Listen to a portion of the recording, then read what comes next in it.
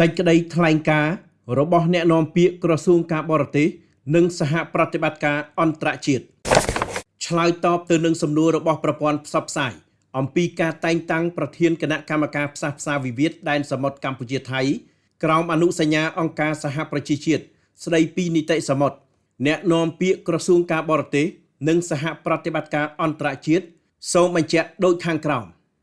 អ្នកផ្សះផ្សាឯករាជ្យទាំង4រូបបានស្នើសុំពេលវេលាបន្ថែមទៀតដើម្បីពិចារណាឲ្យបានម៉ត់ចត់ថាគួរតែតែងតាំងអិសរាជជនរូបណាជាប្រធានគណៈកម្មការផ្សះផ្សាកម្ពុជានិងថៃបានឯកភាពនឹងមតិស្នើសុំនេះ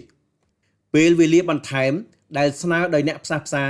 ដើម្បីពិចារណាលើការតែងតាំងប្រធានគណៈកម្មការផ្សះផ្សាគឺមានលក្ខណៈសមរម្យនិងសមស្របទាំងស្រុងដោយយោងលើសារៈសំខាន់នៃការតែងតាំងក៏ដូចជាដំណើរការផ្សះផ្សាទាំងមូល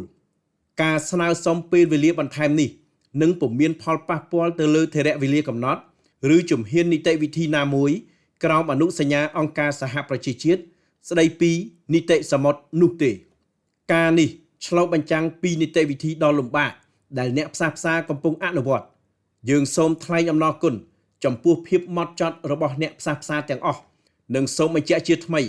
នៅជំនឿទុកចិត្តរបស់យើងចំពោះដំណើរការនេះកម្ពុជាត្រៀមជំរុញទៅមុខនៅការដោះស្រាយវិវាទដែនសមុទ្រជាមួយប្រទេសថៃដោយសន្តិវិធីផ្អែកលើច្បាប់អន្តរជាតិថ្ងៃអាទិត្យ5កើតខែទុតិយស័កឆ្នាំមមីអត្តស័កពុទ្ធសករាជ2570រាជធានីភ្នំពេញថ្ងៃទី19ខែកក្កដាឆ្នាំ2026